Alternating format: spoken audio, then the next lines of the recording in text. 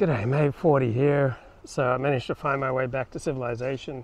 Nice volunteer showed me the path, but what the hell is those? Oh, those are water dragons. There are so many bloody things that'll kill you in the Australian bush. Oh man. So time to listen to a little more Steve Saylor. Those, things that are just derived from noticing. Just Talking go down to the street. Alex You notice Kaschuta. stuff. Yeah, so it's yeah, I'm basically not caught up with or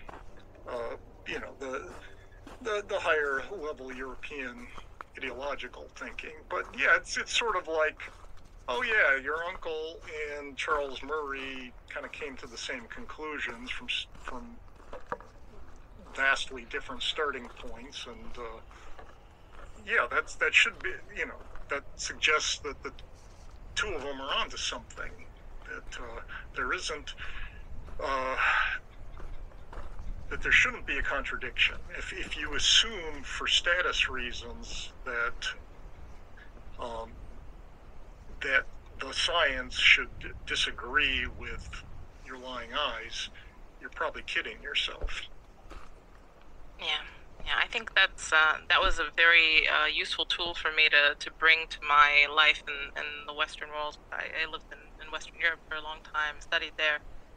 Just being from Eastern Europe, where things are much more, they work a bit more in a straight line, especially after communism, when the liberalization of noticing really went hard. People were allowed to notice, and we noticed everything. And we also looked up to the West quite a lot. So when I moved to the UK, to London, I was expecting the West, and what I saw was quite different. It was kind of speedy ticket to the third world, and it was really shocking to see how there was no immune system against it. People were just laying down and taking it. It was incredible. Yeah, I mean, we've especially seen that in the U.S. in this decade. The George Floyd mania was so obviously a disaster while it was happening, but the prestige class couldn't resist themselves. Their logic led them to ridiculous conclusions, which have not been good for the country. And if you're not going to tell the truth, eventually it's going to turn around and bite you. I mean, the issue is that if you don't, what goes unsayable kind of becomes unthinkable and even inconceivable. And so we've seen that, with the big increase in crime and so forth since, the racial reckonings declared, 28 months ago or so. And,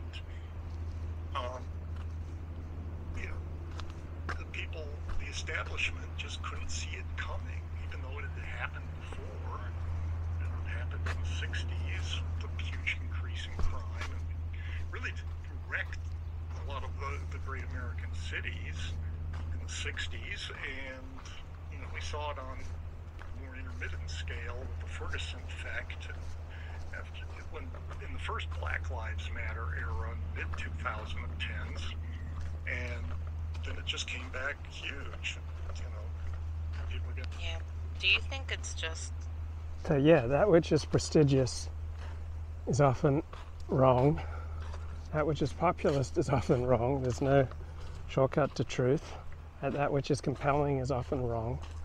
That which is authentic from the heart is often wrong. And there's no such shortcut to truth, but there are some very reliable tools that have replicated themselves dozens and dozens of times. And the most valuable of all social science tools is the IQ test from Charles Murray. He synthesized the science in the bell curve. Kind of fear-based as well. Like they fear what would happen if the truth that you feel in about differences in cognitive capacity, differences in crime, rates, where So in every society, right, there have been basic truths that you couldn't say out loud. Right, so I don't think that we're unusual in that respect, right? It's always taken courage to say basic, unpopular truths out loud, and one should not necessarily do that. It's not necessarily to your advantage or to other people's advantage, but somebody should be saying basic truths out loud about elementary matters such as IQ and crime and the connection therein. Or common knowledge. I mean, what would America look like? What would the world look like if that was, just common knowledge? People would act accordingly. My friend, physicist Gregory Cochran asks, well, how would the world look different? So apparently my journey around the cliffs, a lot of people do it and they get stuck and they have to try to make a swim for it, and then it gets rough and they get sucked in, and there have to be rescues and helicopters. So pretty foolhardy track that I just made around the cliffs.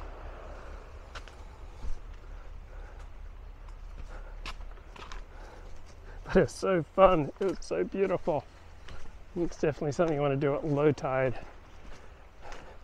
But as I was making the trek, the tide started coming in. Had to surrender to getting wet feet and racing the high tide back to civilization. And then luckily found a volunteer, showed me the one trail up the mountain. Now I've got to get through 40 beach here before the high tide starts. I think we'll be right, mate.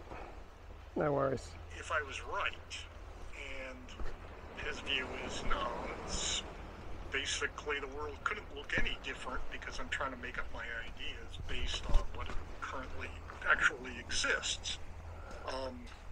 Now the question then becomes, would the world suddenly be a horrible place if everybody went, oh yeah, actually,